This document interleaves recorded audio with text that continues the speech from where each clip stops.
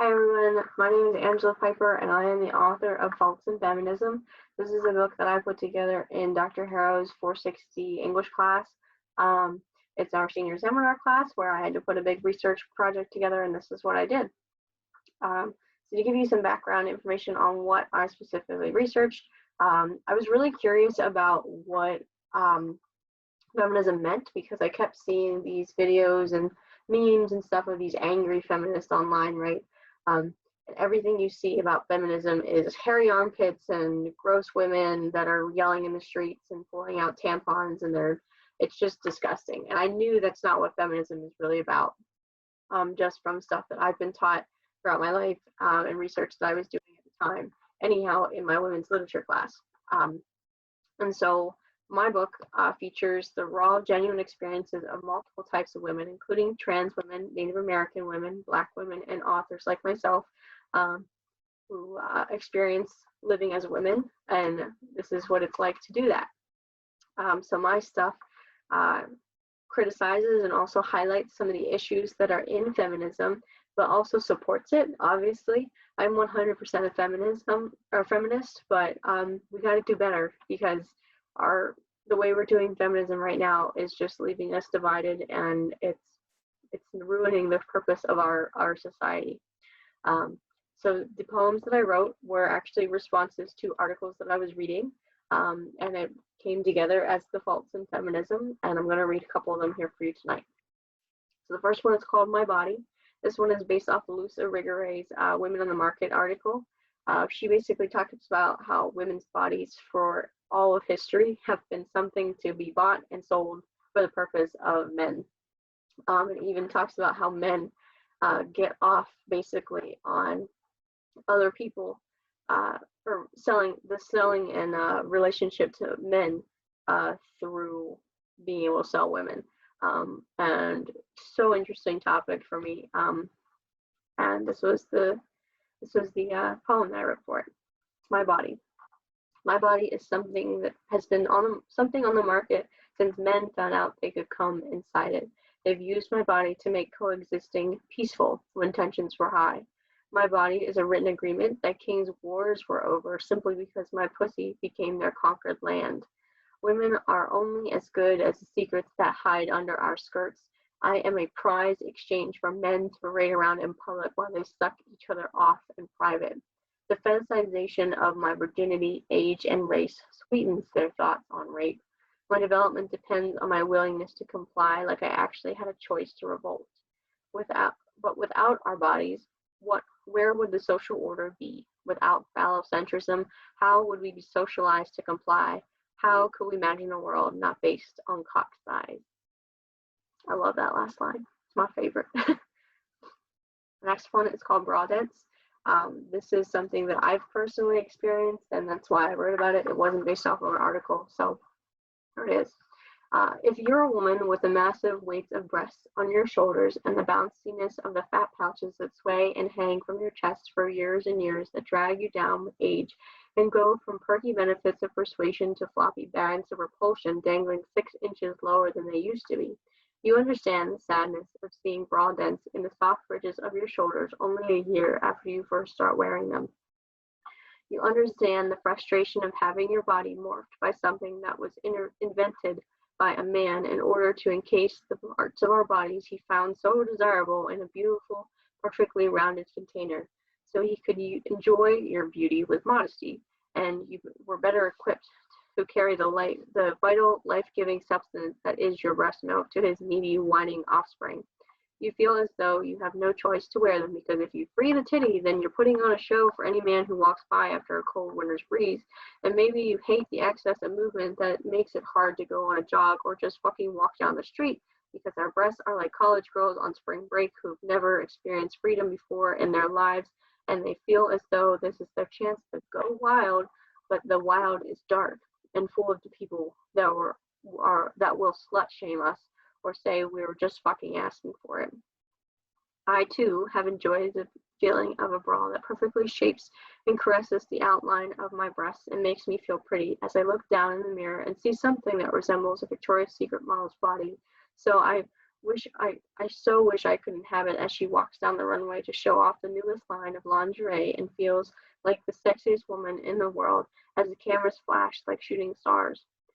But then I take off my bra and I stare back into the mirror once again, and I'm reminded just how heavy the weight of carrying breasts are, and that I never will be able to correct the deformity that I'm left with, even if I choose to remove them from my body, because in the end, it will just be me and my brother.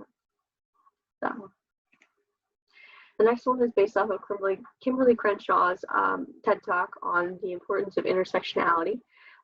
This one, she talked about how in the news you always see stuff about Black men being shot and killed in the streets by policemen, right? But it's actually statistically more frequent for women, Black women, to be shot and killed in the streets. But we don't know their names of the women who've done that, like George Floyd and Rayshard Brooks. And that's what I responded to because that's what she wrote about, and the way she presented it was amazing. So here's that poem. Say her name. Chills run down my neck and thighs she wishes she still felt while watching videos of Black sisters as they fell, beaten, tossed, thrown, pulled, scratched, slapped, tased, crushed, left. Say her name. Why don't I know their names? I can list Rayshard Brooks, Daniel Prude, George Floyd, Stephen Clark, but what was her name? She was still alone. She was still someone's child. She was still wrong. She still died. But I cannot say her name. Destiny's Child plays in my head. Say my name, say my name. But I cannot say her name. Where's her name in lights? Her name on Twitter, her Insta hashtag, her march on Washington. Nowhere can I find her name because we have not said her name. I love that one. Gives me chills. This one's called Reset. This one is based off of Aborigine women, and I read a couple different things on Aborigine women because it was really hard to find stuff actually on Aborigine women in feminism. But I read some articles about how women in the Midwest and the Western Coast, especially Native American women and especially trans Native American women, we're going, like they're missing. They're practically almost extinct because they're just walking off into the sunset. They disappear after a few days, or people kill them in the streets. People rape them so much that they kill themselves. The amount of Native American women who are dying is significant, and it is not talked about at all. So I wrote this poem for them. This is called Reset, and here it goes. Maybe Aborigine women have the right idea. Leave this town, city, state, country, and world in a mist of calm without a single hint of a scream. And remove yourself from alcoholism, ageism, bomb threats, child trafficking, gambling, gun violence, hypersexualization, misery, politics, poverty, rape, racism, sexism, violence, xenophobia, and return to the silence, the balance, and freedom of nature and death. The earth is not naturally evil, and it does not naturally harm or victimize us. It calls us back to heal and soothe us, but we fight like a child throwing a temper tantrum, or a teenager rebelling from their parents, or a 40-year-old having a midlife crisis. Maybe the Aborigine women are not missing, but searching for something, searching to be greater than this world can give them. Maybe they wandered with a purpose of discovery, and the mother reclaimed them into their natural state. I don't think we'll ever find those women, because those women will not want to be found. They have become visionaries of feminism and have left us all here to figure the rest out. I love that one because I didn't have an answer for where these women were going, and so I created one for them, and as honorably as I could. So I hope wherever these women are, that they are at peace, at the very least.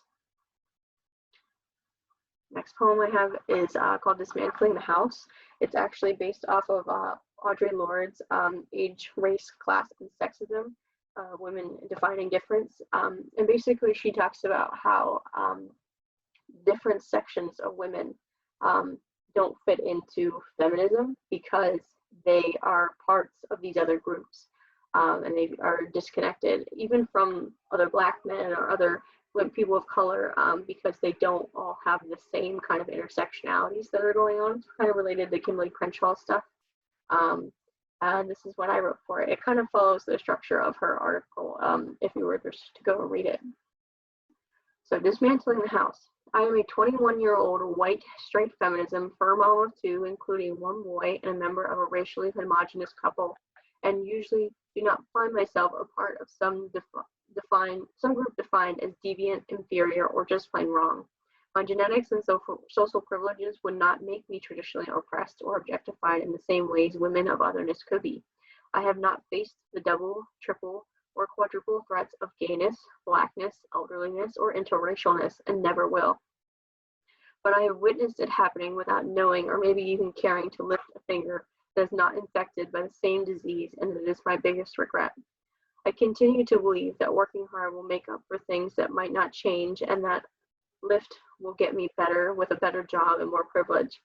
But I have forgotten that others are caught working themselves into the dust, trying to claw their way out of a hole they did not dig with bleeding knuckles and scarred kneecaps.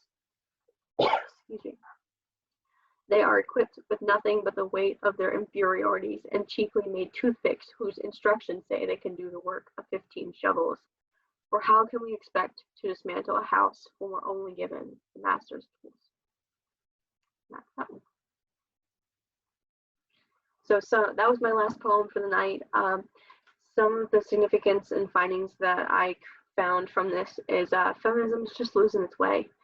There's so many different women that are not included in feminism, even today. There are, I've even done some stuff with conservative women, and I looked into what it's like to be a conservative women feminist, and there's not many of them because conservative women feel that regular feminists, liberal feminists are excluding them from things because they have conservative values. That article I also talked about how some conservative women don't have the right idea of what true feminism should be because they only see stuff in the media that's that angry woman in the street and they don't want to be that. I even did some work with trans feminism because not everybody thinks that trans women are women. And so I did some research into that, and that's also included in my book.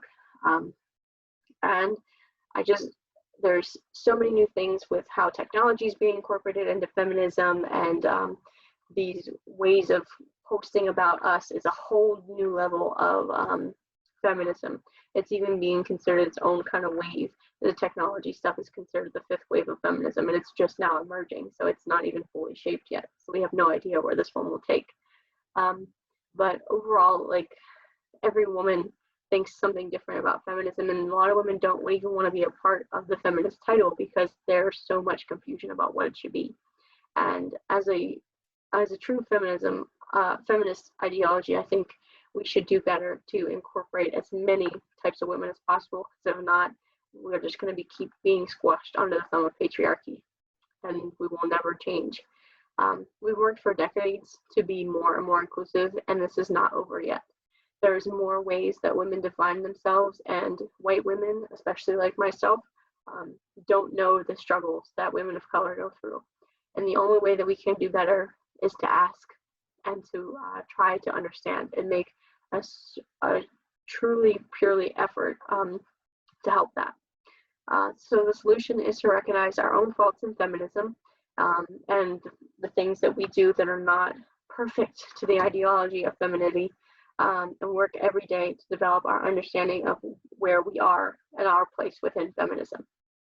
And that is my concluding thought for tonight. If you want a copy of my book, I'm trying to get it published in other places, but I have some copies, so you can always email me, and I'll see what I can do for you. At least get you an online copy of it. Thank you. Have a good night.